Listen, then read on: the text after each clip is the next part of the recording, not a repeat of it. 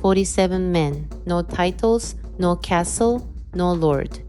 They had already given everything up, and they walked into the most powerful samurai city on earth, in the middle of the night, to do something the shogunate had already told them was illegal. His name, Oishi Kuranosuke, the man who made Japan remember what a samurai was supposed to be. I am a descendant of a samurai family, and after going back to the original Japanese sources, I found something. Today, I reveal the truth about Oishi Kuranosuke.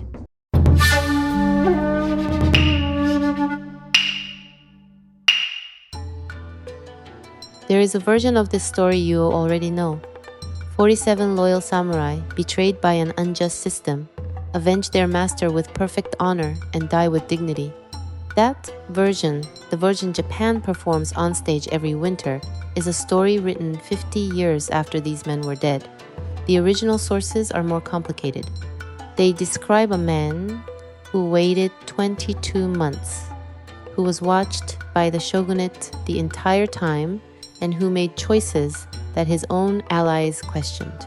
That is the story we are going to tell today. February 4th, 1703. The Hosokawa clan's Edo residence in the Azabu district of the city. A man kneels on a white cloth in a room that has been prepared with deliberate care. He is 45 years old. Outside, it is cold. The kind of cold that keeps the city quiet.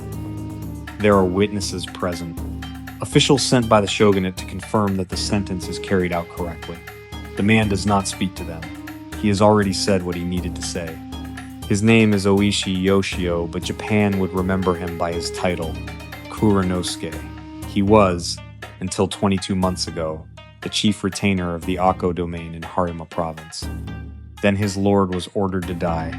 The domain was dissolved, the castle was handed over, and Oishi Kuranosuke, former administrator of a functioning domain with a treasury and a garrison, became a Ronin, a samurai without a master. In the language of his time, that word carried a specific weight. A samurai without a lord was a samurai outside the system, and outside the system was exactly where he had chosen to operate. What he did in those 22 months, and why he did it, and whether the shogunate was right to execute him for it. These are questions that Japan did not stop asking for 300 years. Today, we go back to the original records. And there is one more question, one that the sources answer in a way almost no English language account mentions. 200 years after Oishi Kuranosuke died on this mat, his story reached the courts of Europe. I will tell you exactly how and why at the end of this episode. If this is the kind of history you want sourced from the Japanese records, not the tourist version, subscribe now. Every episode on this channel goes back to the original. This is what we found. March 14th, 1701, Edo Castle, Japan. Inside the corridor known as the Matsu no Roka, the Corridor of Pine, two men are walking. One is a high-ranking court official named Kira Yoshinaka, whose role was to instruct provincial lords in the correct ceremonial procedures for receiving imperial envoys. The other is Asano Naganori, the lord of the Akko domain in western Japan, who is in Edo specifically for that purpose, to learn those procedures and carry them out correctly. Something goes wrong between them. The records do not agree on what it was. What they agree on is what happened next. Asano drew his blade and struck Kira twice, once across the forehead, once across the back. Kira survived. Asano was immediately restrained. By that evening, the shogunate had delivered its sentence. Asano was to commit seppuku ritual suicide that same day. The Akko domain was dissolved. The castle was to be surrendered. The rule that had governed samurai conflict for generations was something called the principle of mutual punishment, Kancha Ryosaibai. If two samurai fought, both were judged. In this case, Kira received no punishment at all. The shogunate's decision was, by the standards of the time, legally defensible. An attack inside the castle was a different category of offense. But for the samurai retainers of Akko, waiting 300 kilometers away for news, the asymmetry of the judgment was the wound. Their lord had died. The man he struck had not. Oishi Kuranosuke was in Akko when the news arrived. He had not been present. He was the chief retainer of the domain, its chief administrator, and in a matter of days, he would have to manage the orderly dissolution of everything he had spent his career building. April 19th, 1701. Oishi Kuranosuke oversaw the surrender of Akko Castle to the shogunate's representative. He did it in an orderly way, without incident. Whatever decision had been made or was being discussed among the former retainers, there was no open resistance. The castle was handed over. The domain was gone. Over the following months, Oishi went into retirement at Yamashina, outside Kyoto. He was being watched. The shogunate kept surveillance on the former retainers of Akko. This is documented in official records. Any sign of organized planning would have meant immediate arrest.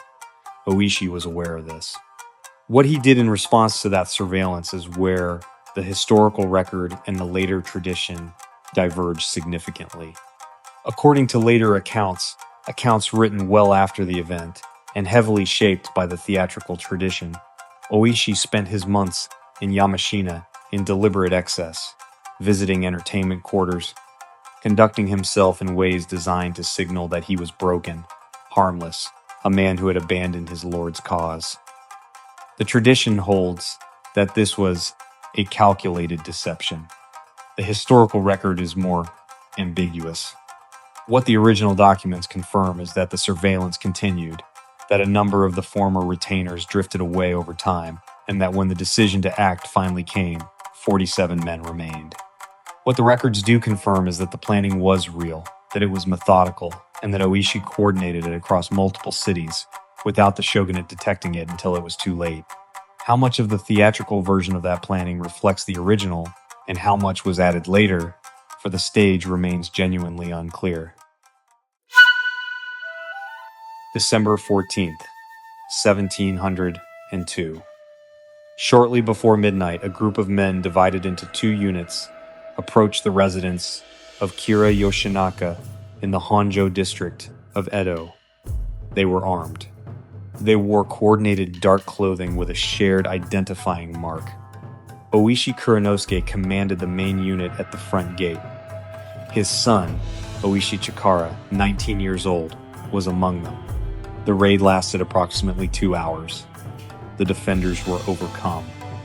Kira was found. The records say he was discovered in an outbuilding, having taken shelter there.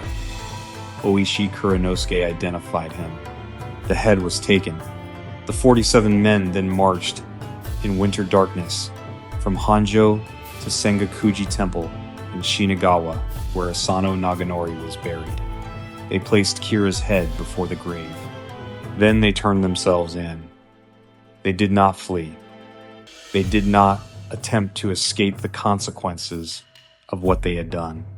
They sent a message to the senior counselor of the shogunate explaining what had occurred and requesting that the appropriate sentence be handed down. This deliberateness, the choice to act and then to submit, is what made this moment different from an assassination. In the language of their era, they had fulfilled the obligation. Now they would accept what followed. The shogunate deliberated for over a month. The question was genuinely difficult. These men had broken the law, taking armed action without authorization. They had also done something that, within the ethical framework of their world, was recognized as correct.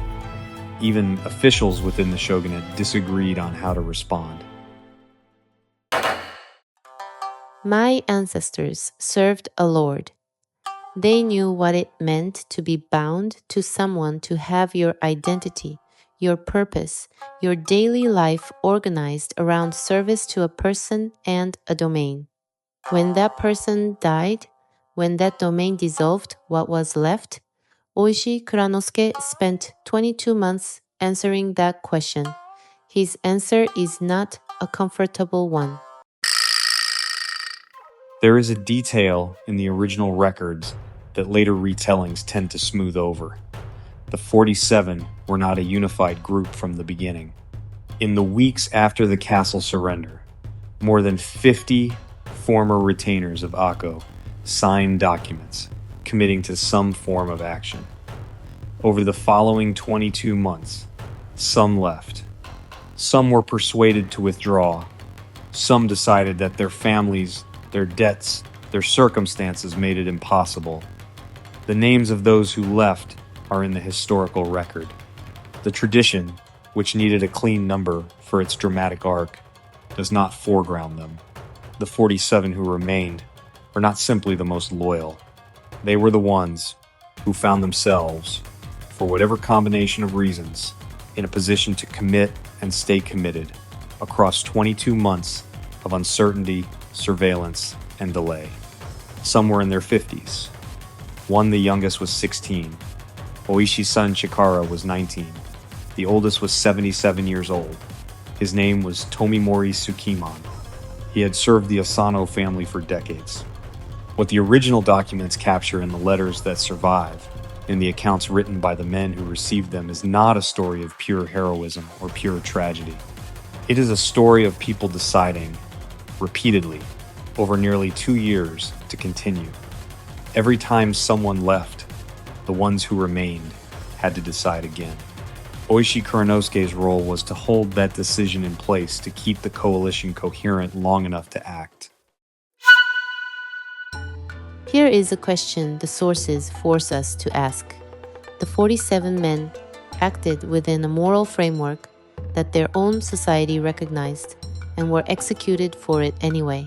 The shogunate did not claim they were wrong. It claimed the law required this outcome regardless. In every society that has ever existed, there is a gap between what the law requires and what people recognize as just. Oishi Kuranosuke did not argue about that gap. He acted within it and then accepted the consequence. Whether that makes him a model or a warning is a question each generation has answered differently. Japan has been answering it for 300 years. What does your generation say? February 4th, 1703. The shogunate's decision came 47 days after the raid. All 47 men were to commit seppuku. They had been distributed among 4 domain residences in Edo, the Hosokawa, the Matsudaira, the Mori, and the Mizuno clans, and the sentence was carried out at each location on the same day. Oishi Kuranosuke died at the Hosokawa residence. His son Chikara died at the same location minutes later. The bodies were buried at Sengakuji Temple beside the grave of Asano Naganori. Almost immediately, people came to visit. The graves were not a monument, they were freshly dug earth in a small temple precinct in the south of Edo, but people came anyway. This was noted in records written within weeks of the execution. The popular response was not what the shogunate had intended. A sentence meant to close the matter had, within days, become a site of pilgrimage. The scholar and official Arai Hakuseki, one of the most senior intellectual figures in the shogunate, wrote about the case at the time. His analysis acknowledged the impossible position the 47 had occupied, men who had acted correctly within one set of values and been punished correctly within another. His writing is one of the earliest sources to treat the case as a genuine ethical dilemma rather than a simple legal matter. It was written within a year of the executions. Within decades, the story had become theater. In 1748, 45 years after the executions, the puppet theater performance, Kanadehon Chushingura, received its premiere in Osaka. The names were changed to avoid direct reference to the Tokugawa period case, which was technically still a sensitive legal matter. The character representing Oishi Kuranosuke became Oboshi Uranosuke. The character representing Kira Yoshinaka became Kono Morinao. The story, for its theatrical purposes, simplified the ambiguity. it made the 47 into pure heroes. It made the antagonist into a pure villain. That version, the theatrical version, became the version most Japanese people knew for the next 2 centuries. Now, the echo I mentioned at the beginning of this episode, the story of the 47 Ronin reached Europe through a surprising path. The Jesuit and Dutch merchant records of Japan documents that had circulated among European scholars for decades contained fragments of the Akko incident. In the late 18th and early 19th century, as European interest in Japan intensified, these accounts were translated and adapted. By 1822, the British diplomat and writer Isaac Titsing had published a French-language account of the Akko incident drawn from Japanese sources. It reached readers in Paris, London, and Vienna. For European readers of that era, trained on classical stories of honor and obligation, the story required almost no translation. The framework was immediately recognizable. The 47 men who chose death over compromise. Here was a story that classical European culture already had categories for. The mystery I planted at the beginning of this episode, why did this story travel so far, so fast, and land so cleanly in cultures that had never heard of Akko or the Shogunate, is answered not by the politics and not by the theater. It is answered by the structure. It is a story about what a person does when the system they have served fails them. That question does not require a Japanese context.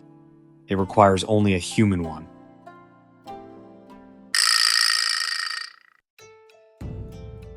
What stays with me is the number 47, not as a symbol of loyalty, but as what it actually was. It started as more than 50, 22 months later, it was 47. The people who left are also in the original record. They had reasons, families, debts, doubt. I do not know that my ancestors would have been among the 47 if this had been their domain, their lord, their decision. I know what they were trained to value. I know what my father taught me about what a samurai was supposed to be, but knowing what you are supposed to do and staying committed across 22 months of waiting, those are different things. Oishi Kuranosuke closed that gap. The next person in this story chose a different kind of battle, fought entirely with words, not weapons. His name was Naoe Kanetsugu. That story is next.